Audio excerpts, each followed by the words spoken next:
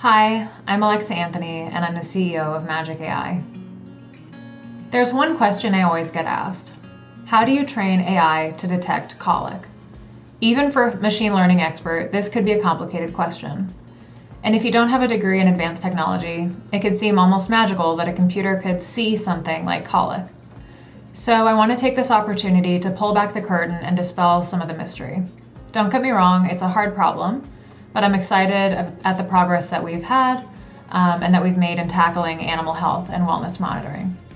For those of you that don't know, colic is a form of abdominal illness that is the #1 cause of death in horses.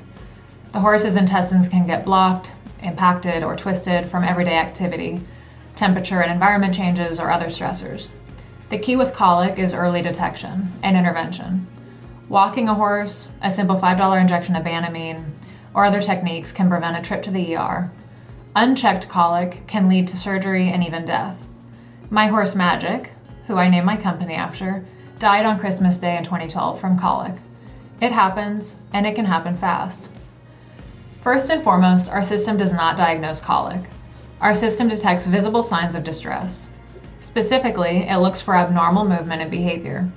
The system flags visual indications that a trained horse professional would want to investigate. I often say if a trained horse person were to see this behavior, they would want to investigate further. So then you would ask, how do you train AI to detect abnormal movement and behavior in a horse? The most direct answer is that we've broken this problem down into smaller, solvable problems and built a system that puts these pieces back together in real time. In technical terms, we've built a human-in-the-loop machine learning platform. We've trained our machine learning and computer vision algorithms to recognize everyday normal behavior. We have lots of video data from which to label these regular activities. And then we use the output of these convolution neural nets and motion analysis to recognize abnormalities. We feed this analysis to our human-in-the-loop to catch distress behavior. When a horse is experiencing colic, cast, lameness, and others, the horse behavior and motion changes significantly. As the distress increases, the level and frequency of the change is amplified.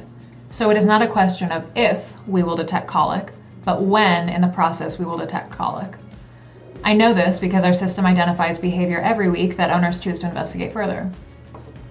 This approach also has the benefit of being highly flexible to new use cases, physical environments, and animal types.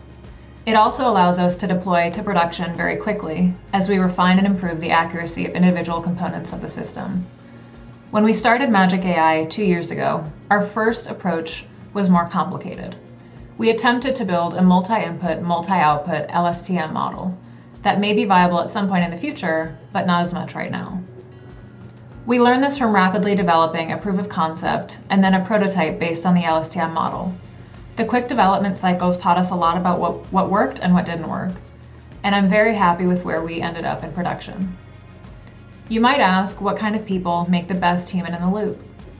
There are many labeling services available, and Amazon continues to expand their Mechanical Turk system for machine learning, but we really needed people with more domain knowledge. Our CTO hit upon a great idea: veterinary students, animal lovers with domain expertise who didn't mind the odd hours. And as students, they were also happy for the real-world exposure to technology and animal wellness problems, so they didn't need big paychecks.